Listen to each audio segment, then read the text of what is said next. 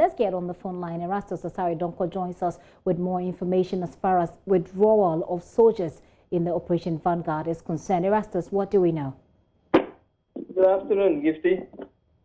Do tell us, what do we know at this point? Well, so what we know is that some directive has come from the corridors of power, and the Operation Vanguard has been asked to pull out its team across the country. And in its absence, they are asking the police administration to take over. And so starting from tomorrow morning, the Operation Vanguard team in the Western region will move out. Specifically, the pulling out will be at Takwa, where their base is. And so they will move out starting tomorrow. And that will begin the series of movement, total pullout from the fight against illegal mining. And then from tomorrow, we will have the Central region following suit. They will also pack and move out. And then in March, we'll have Ashanti region also move out. And so that has been the directive according to our sources in government. The order is coming from the CDS and the seat of government, and it stems from recent agitations against the Operation Vanguard and the military personnel in general as to issues of alleged compromise, issues of bribery, if you want to say it that way. And so they believe that they have to pull out and allow the police who are mandated by law to do these things to go on the ground and take over. And so that is the information we do have on the ground. So as far, just to be clear, what it means is that Operation Vanguard, which is initially made up of the soldiers and police officers, is going to be now led by the police, meaning the soldiers will no longer be a part of it.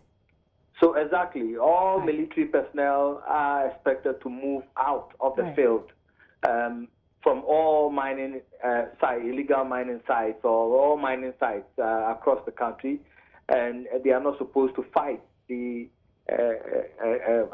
illegal mining under the banner of Operation Vanguard anymore. But in its place, the police administration is to take over. So all across the country, the police administration will take over the fight against illegal mining. Right. Erastus, we're also hearing that as part of this plan, there is supposed to be a crack team of, the military personnel on standby who will make themselves available as and when they're needed. Do we have any further information on this part of the? Well, I don't have information to that effect, but I have also heard, and it is what is happening in some areas. Previously, before Operation Vanguard came into being, you realize that the various regional security coordinating offices were handling these task force, and when necessary, they bring in the military to help. And so it is possible that we could go back to that. There have been some, concerns raised as to the effectiveness or efficacy of the police service to handle, issues where the military have failed. But I think it's early times yet to be able to judge that. Okay, it is indeed. But finally, Erastus, let me just ask you whether or not the conversation among people, the stakeholders, and you deal with these people a lot. What has been the sort of conversation they have? Has it been that, well, this is a country that's giving up or throwing in the towel, or this is a country that's simply re-strategizing?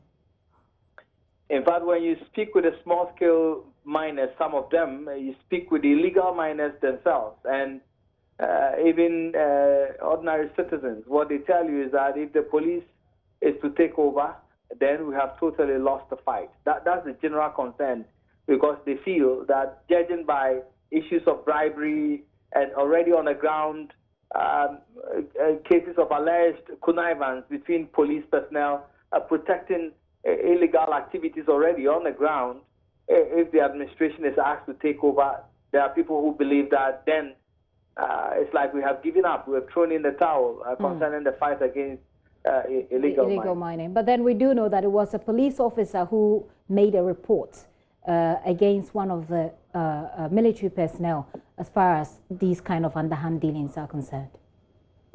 Well, I'm not privy to that, but Gifty, this is also interesting to note that we came from some of the illegal mining sites already, and the scenes there, it's just a total comeback to where we started. For example, when you go to Kobro Forest within the Apamprama Forest Reserve, the Inter-Ministerial Task Force led by Kum flashed out a Heritage Mining Limited, who was mining then with prospecting license. But then now it's back, and it looks like that's where the citizens are demonstrating that they won't allow him to mine. And already it has started. In some areas, you could see total devastation, people in there still mining with impunity. Okay. So it is yet to be seen whether areas where the military, who people see as a force to reckon with, has, in quote, to flush them out. Will it be possible then for the police now to come in, and would they be successful? Will people take them more seriously than the military personnel? That is yet to be seen. Erastus, thank you. Erastus Asari Donko there with updates. If you're just joining in, what we know at this point is that the military part, or the military section of Operation Vanguard, has been withdrawn starting tomorrow. And there is a whole, what looks like a timetable for them. We know that Takwa will begin as in the Western region, Central region will follow, and then the Ashanti region will follow. They say the police should take over from there. We'll get more details on this, but let me know what you think. Send us a WhatsApp message on our WhatsApp number 0540-109009. I'm going to take a very quick break. When I return, we'll talk about coronavirus. So far, at least 50 countries across continent are counting the number of infected cases. That's how fast the novel coronavirus is spreading from China. We'll tell you, in China alone, over 22,000 people have died, but also over 33,000 people have been treated. America is putting together a budget of $2.5 billion, standing by for them. What is our own plan here in Ghana? What is the world's preparedness like? Those are the things we want to talk about when I return from this break. I'd love to hear from you on your thoughts. Do stay with us.